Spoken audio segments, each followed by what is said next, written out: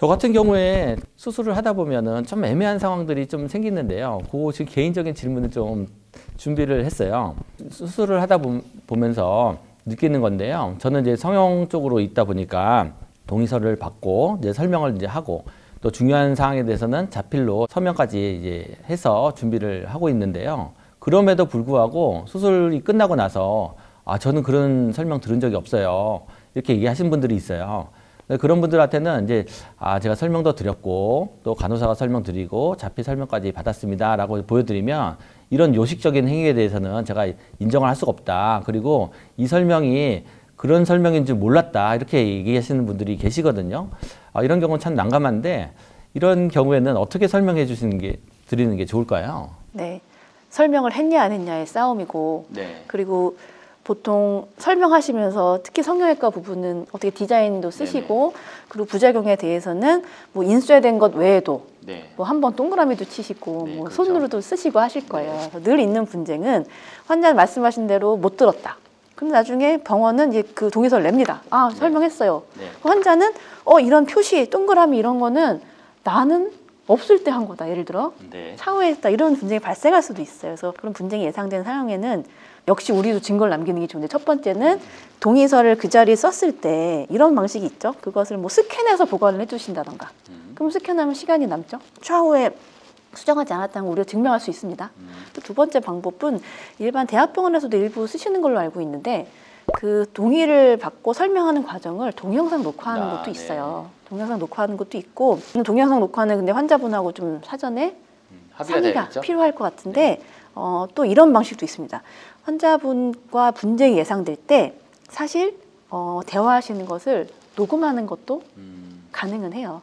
녹음이라는 게 이렇게 저희가 이렇게 대화 중에 제가 선생님 몰래 녹음을 만약에 한다고 제가 가정을 할게요. 근데 그렇다고 해서 그것이 곧바로 형사처벌이 되는 범죄가 되는 건 아니거든요. 근데 만약에 제가 선생님과 대화를 하다가 녹음을 하고 있었어요. 근데 제가 잠깐 자리를 비워야 되는데 선생님께서 내가 없는 사이에 혹시 선생님이 제 욕을 하면 어떡하지? 라고 해서 녹음기를 남겨두고 제가 떠난다. 그럼 그건 도청에 해당돼서 그것은 곧바로 범죄입니다. 저는 녹음도 조금 권유는 하는데 다만 형사적으로 문제가 되진 않지만 녹음을 하는 거를 선생님이 모르셨잖아요. 그죠? 근데 나중에 그걸 알게 되시면 정신적 충격이 있으시겠죠? 그렇죠. 그것에 대해서 민사법원에서는 몰래 녹음한 것이 정신적 피해를 줬기 때문에 위자료를 지급하라라는 판결은 하고 있지만 사실 그것은 나중에 정말 침해가 이루어졌을 때 얘기고 본인을 방어하기 위해서는 저는 한번 남겨놓는 것도 고려해 보시면 좋을 것 같습니다. 여러 가지 방법이 있군요. 또 이것도 제 개인적인 질문이긴 한데요. 저는 이제 성형 수술을 하다 보니까 이제 최선을 다해서 이제 성형 수술을 하죠. 뭐 정말로 만족스러운 결과가 나왔어요. 그런데 환자분이 수술로 얻을 수 있는 것 이상으로 기대치가 더 높거나 자기만의 어떤 주관적인 그 기대치가 있는 경우에 좋은 결과가 나왔음에도 불구하고 만족스럽지 못하다라고 주장하시는 분들이 있어요. 그리고 심지어 그걸 넘어서 이제 환불까지 요청을 하는 경우들이 있는데요.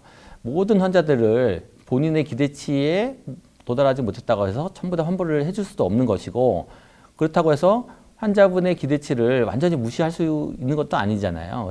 이게 참 주관적인 부분이라서 이런 부분에 대해서 분쟁이 발생하는 경우에 환불을 요청한다면 어떻게 설명해 주는 게 좋을까요? 설명이 쉽지 않은 영역이죠. 참 민감한 부분이기도 합니다. 이게. 법리적으로만 말씀드리자면 한국에서 민사적으로 채무를 이야기할 때는 결과채무라는 것이 있고 수단채무라는 것이 있어요. 결과채무는 무조건 계약 상대방이 원하는 결과를 내줘야만 달성할 수 있는 채무고 수단채무는 계약 상대방이 원하는 뭐 이상향이 있을 수 있으나 과정에서 최선을 다하면 채무 이행은 끝나는 채무입니다. 근데 보통 의사의 채무, 변호사의 채무는 후자, 수단채무로 분류가 되고 있고 성형외과 영역에서도 마찬가지입니다. 그렇기 때문에 선생님께서 말씀하신 대로 최선을 다해서 진료를 하고 수술을 하고 그리고 환자가 주관적으로 만족하지 못했을지라도 일반인 제3자들이 봤을 때 이것이 크게 문제가 되지 않는다면 당연히 채무는 다 이행된 것이고 과실로 보기는 어려워요. 근데 성형외과 영역이라는 건 조금 특수한 영역이기도 해서 객관적인 제3자가 보기에도 실패한 것이 아닌가. 네. 결과가 네. 그러면은 이제 뭐 인정은 될 수 있습니다만 네. 그런 일은 사실 많이 발생하지는 않습니다. 그래서 네. 환자분들에게 근데 이런 거를 그쵸 이거 이성적으로 조금 네. 말씀드리기는 어려울 것 같고 제가 그때 또 드리는 말씀은 아까 또 진료 기록으로 돌아가서 네. 차라리 그 환자와 디자인이라던가 원하는 것을 상의하는 시간을 충분히 가지시라고 제가 좀 말씀드리고 싶어요. 많은 선생님들은 시간을 많이 갖고 상담을 하시겠지만 일부 좀 문제가 발생한 영역을 보면 상담 기록지가 없는 경우도 저는 봤고요. 네. 좀 힘들고 귀찮으시더라도 반드시 상담을 상세히 하시고 기록에 네. 남겨놓으시기를 권유드립니다. 네, 좋은 말씀 감사드리고요. 그런데 여기서 말이 나온 김에 조금 더 진행을 해서 제가 이제 수술을 받다 보면 이제 여러 가지 발생 가능한 부분에 대해서 동의서를 통해서 설명도 드리고 또 들었다는 설명도 받고 있는데요.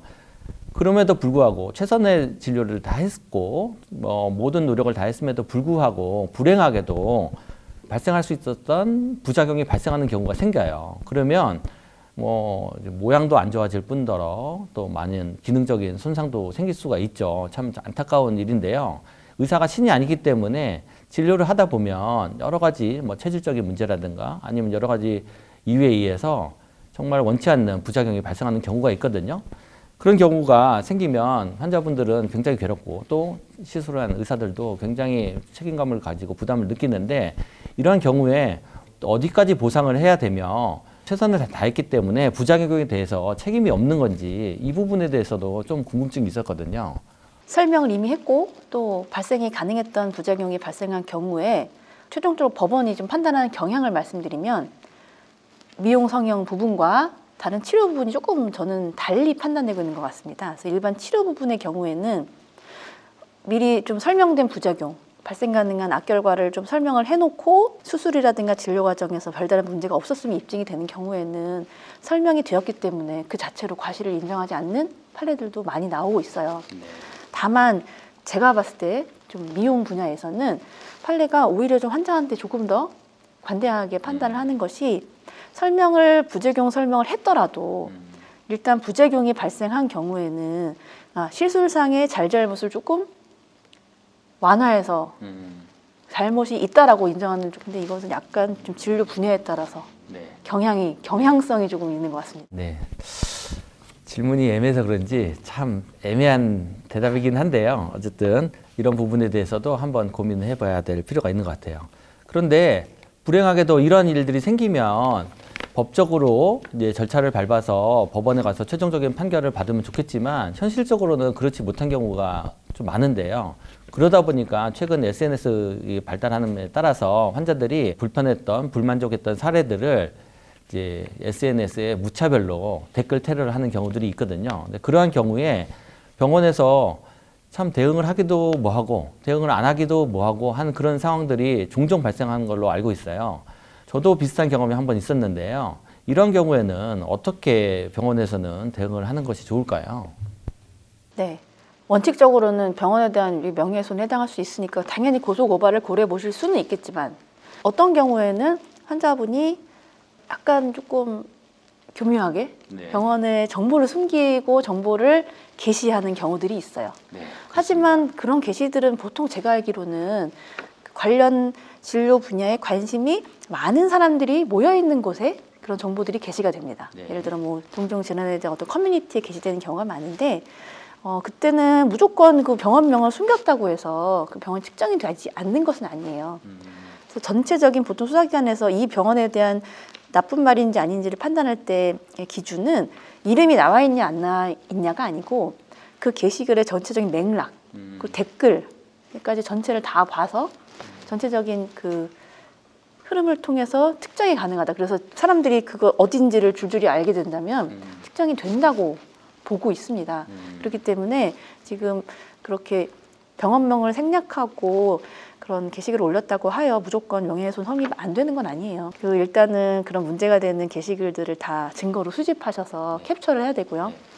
그리고 특별히 어떤 부분이 문제가 되는지를 특정을 해서 왜 허위인지를 정리해서 이제 고소고발을 하셔야 되고 또 하나의 문제는 누가 그 글을 올렸는지 찾는 과정이 필요해요. 개인을 특정하기가 어려운 경우들도 그렇죠. 있어요. 한국에서 하는 서비스들 N사, 뭐 D사 이런 서비스들은 가입자 정보를 갖고 있고 이것이 좀 수사 대상이 된다라고 판단이 되면 법원에서 이제 영장도 발부해 주셔서 누군지 확인이 가능합니다. 근데 해외 기반인 좀 서비스들은 누구인지 특정이 좀 어려운 경우들이 발생해요. 그래서 우리가 추측을 해서 피의자를 특정하지 않는 경우에는 고소고발을 하더라도 수사기관이 최선을 다해 찾아주지만 결국 누가 했는지 못 찾는 경우도 발생하긴 합니다. 네. 그렇군요. 근데 이런 분쟁이 생기면 대부분의 병원에서는 법적인 절차를 밟아서 이제 정식으로 해결하고자 하는 노력보다는 간단히 병원 선에서 해결하는 경우들이 많은데요. 그러다 보니까 자꾸 해결은 안 되고 배가 산으로 가는 경우들을 보게 되는데요. 분쟁이 생겼을 때 변호사님을 꼭 찾아야 되는 그런 경우가 있다면 어떤 경우가 있을까요? 사실 변호사를 꼭 찾아야 되는 경우를 제가 특정해서 말씀드리기는 쉽지 않을 것 같아요. 고소고발에 나서시거나 소송을 하셔야 될 때는 좀 필요하겠지만 제가 분쟁 해결 방법으로 좀 많이 말씀드린 것 중에 하나가 소송이나 고소가 아닌 의료분쟁 조정 중재원이라는 것이 있습니다. 의료분쟁이라는 것이 말씀하신 대로 아무리 최선을 다했어도 환자는 주관적으로 불만이 있을 수 있고 그 환자도 진료 과정에서 본인이 이해를 못해서 문제 제기하는 경우가 발생을 해요. 그래서 이런 의료사고의 특수성 때문에 국가에서 만든 기관인데요. 환자 측이 문제 제기를 할 수도 있지만 병원 측도 할 수 있습니다. 병원 측도 우리는 좀 잘못이 없는 것 같은데 환자가 문제 제기를 계속하니 이것에 대해 확인을 해주십시오라고 이제 조정 신청을 하실 수가 있는데 이때 그 의료분야 조정 중재원이 뭐 당연히 환자 측은 왜 의사 편을 드느냐라고 항의할 수 있고요. 반대로 의사 측은 난 잘못이 없는데 왜 위로금을 주라고 하지라는 문제 제기를 하실 수 있는데 그것은 그야말로 중재하는 기관입니다. 그래서 환자한테도 의사와의 신뢰가 떨어졌을 때 제3의 기관에서 환자에게 이러이러한 내용을 보니까 당신은 불만이 있었겠지만 의료적으로 문제가 없어요 라는 설명도 해주시고요.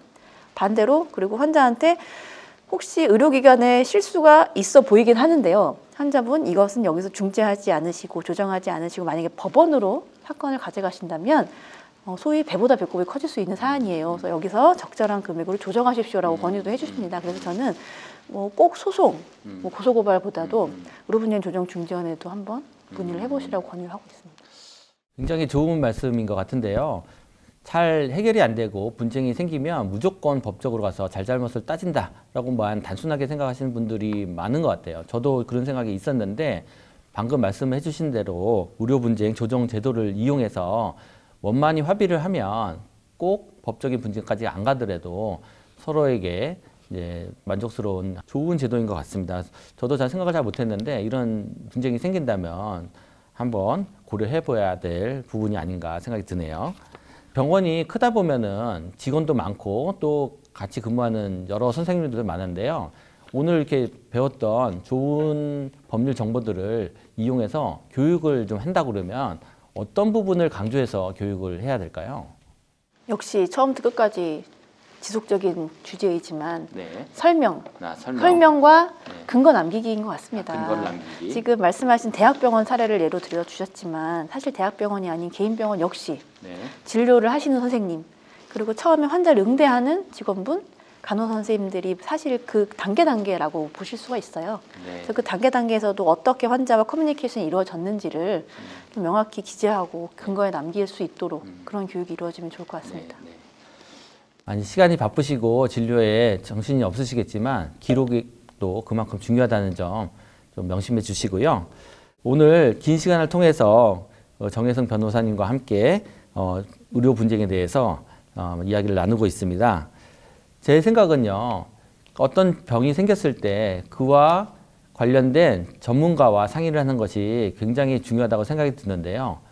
우리가 법률적인 문제가 생기면은 본인 선에서 해결하는 것도 중요하지만 반드시 이 분야에 우리 정혜승 변호사님처럼 경험이 많으신 변호사님과 상의를 해서 결정하는 것도 굉장히 중요한 포인트가 아닌가 생각이 듭니다.